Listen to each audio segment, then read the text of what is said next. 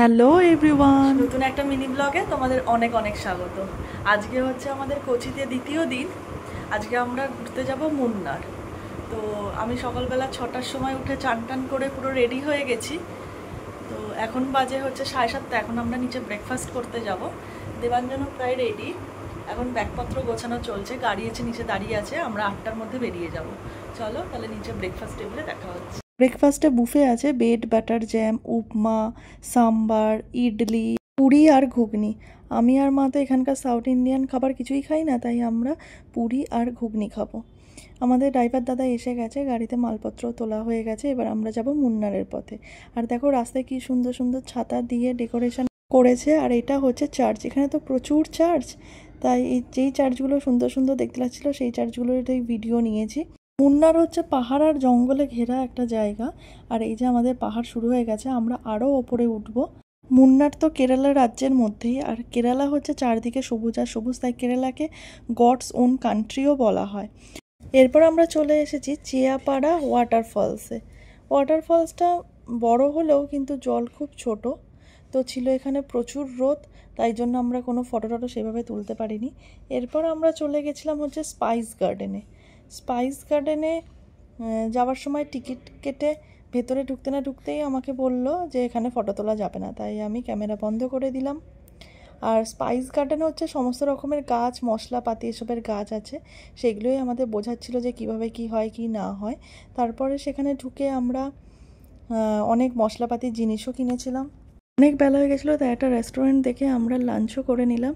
এরপর আমরা চলে গেলাম হচ্ছে ওয়ান্ডার ভ্যালি পার্কে। আর এই পার্কে দেখো যেমন ওপরে স্ট্যাচুটা আছে তেমন দেখে বাবা করছিল, আর ওই জন্য আমি আর ভিডিওটা করেছি, আর বাবা সেটাই মাকে দেখিয়ে যাচ্ছে। এরপর এখানে আমরা টিকিট কেটে ভেতরে ঢুকে গেছিলাম। এটা হচ্ছে আমাদের কলকাতায় অনেকটা ওই ট্যাম্পোলিন পার্ক যেটা আছে সেটার মতো, প্রায় অনেকটাই। তো আমি ভেবেছিলাম যে যাব, আমার ওখানে যাওয়া হয়নি, কিন্তু এখানে যে এক্সপিরিয়েন্স আছে আমার, আমি আর ওই পার্কে যেতে চাই না, কারণ এখানে অর্ধেক জিনিসই আমি করিনি। এত ভয় লাগছিল, তোমরা সেটা আস্তে আস্তে দেখতেই পাবে। চলো তাহলে এবার ভেতরে ঢোকা যাক। উপরে যে ছবিগুলো দেখছো 35খানা রাইড আমরা টিকিট কেটেছিলাম, 35খানা রাইডের জন্য, তাই জন্য আমাদের হাতেই স্টিকারটা বেঁধে দিয়েছিল। আর পার পার্সন প্রায় 1500 টাকা করে লেগেছিল, কিন্তু আমরা অর্ধেক রাইডই ভয়ের চোটে করতে পারিনি, কিন্তু আমার বাবা সবগুলো করেছে। ফার্স্টেই আমাদের ছিল এই জিপ লাইন। তো এই ঝুলন্ত ব্রিজ দিয়ে হেঁটে গিয়ে জিপ লাইনে যেতে হবে। এই ঝুলন্ত ব্রিজ দিয়ে হাঁটতে গিয়েই তো আমার পুরো হাতটা আমার মনে হচ্ছিলো যে খুলে এবার পড়ে যাবে। আর এই যে বাবা যাচ্ছে জিপ লাইন করতে। এবার যাচ্ছে দেবাঞ্জনের সব জিনিসপত্র পড়াও হয়ে গেছে, এমনকি তার লকও করে দিয়েছে। তখন দেবাঞ্জন বলছে যে না না না, আমি যেতে পারবো না, আমার খুব ভয় লাগছে, আমি একদমই পারবো না। আমি বললাম ঠিক আছে তাহলে ছেড়ে দে, যেতে হবে না। এরপর আমরা চলে গেলাম জাম্পিং করতে। আমি এর নামটা ঠিকঠাক জানি না, হয়তো এর নাম অন্য কিছুও হতে পারে। তো ফার্স্টে বাবা করেছিল, বাবাকে তো অনেক উঁচুতে ওঠাচ্ছিল, তো বাবা ভয় পায়নি। আর আমার অবস্থাটা দেখো, আমি ওঠার 1 সেকেন্ডও হয়নি আমি নেমে গেছি। আমার এত ভয় লেগে শরীর খারাপ হয়ে আমি পুরো ঘামতে শুরু করে দিয়েছিলাম। এটা দেবাঞ্জনও করেছিল, ওদের খুব ভালো লেগেছে। এরপর আমরা চলে গেছিলাম হচ্ছে বন্দুক দিয়ে বেলুন ফাটাতে। তো আমি একটাও বেলুন ফাটাতে পারিনি। বেলুন ফাটাবো কি, বন্দুকটা তো ঠিকঠাকভাবে ভারী সামলাতে পারছি না, তো ছেলেটা ধরে দিয়েছিল। তাই যে বাবা, দেবাঞ্জন, মা করেছে। তারপর তীর মারা, তীর আমি 2খানা ঠিকঠাক মেরেছিলাম, আর বাদ বাকি মারতে পারছিলাম না, কারণ আমি তো জানতামই না যে তীর কীভাবে ধরে টানে। তো ওই যিনি ছিলেন তিনি আমাকে দেখিয়ে ধরে দিচ্ছিলেন, আমি শুধু তীর টেনে শুধু মেরেছি। বাবা আর দেবাঞ্জন খেলছে হকি।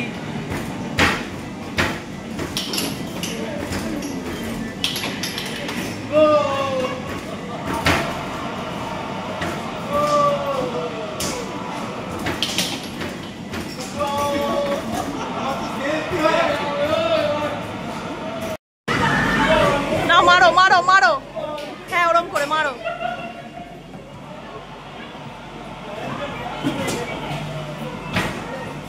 বেলুন দেখে মারো, বেলুন দেখে। আমার দিচ্ছে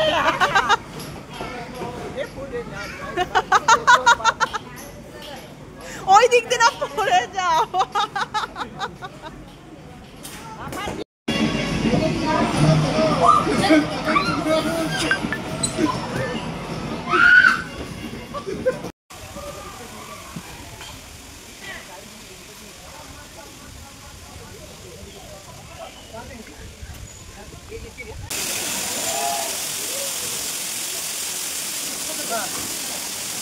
আমার দরকার নেই।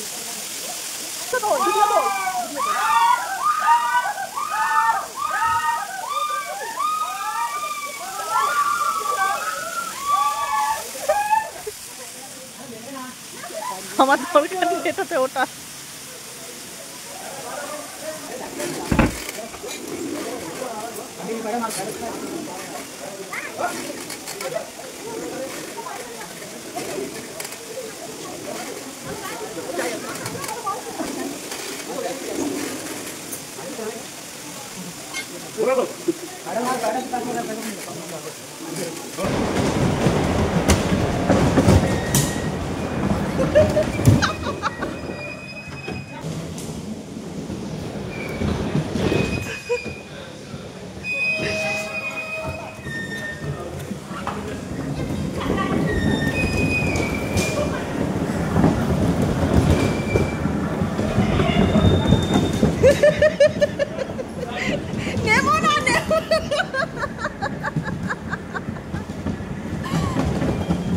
অনেক মজা করলাম। এবার আমরা উঠবো রোপওয়েতে। রোপওয়েতে উঠে একটা জায়গায় যাব। আর দেখো এই দড়িগুলো যেটা উপরে দেখতে পাচ্ছ, এই দড়িগুলো রোপওয়েটা যায় আর দড়িগুলো গোটাতে গোটাতে আর একটা রোপওয়ে গেলেই আরেকটা রোপওয়ে ব্যাক করে। ওপর থেকে নিচটাকে দেখতে লাগছিল দারুণ সুন্দর, শুধু সবুজ আর সবুজ। এরপর আমরা চলে গেলাম চা বাগানে। এখানে যেদিকেই তাকানো যায় চারিদিকে শুধু চা চাষ হচ্ছে আর খালি চা চাষ। আর দেখো একদিকে পাহাড় আর একদিকে হচ্ছে চা চাষ হচ্ছে। এই যে আমরা পৌঁছে গেছি আমাদের মুন্নারের থাকার হোমস্টেতে, স্পাইস গার্ডেনে।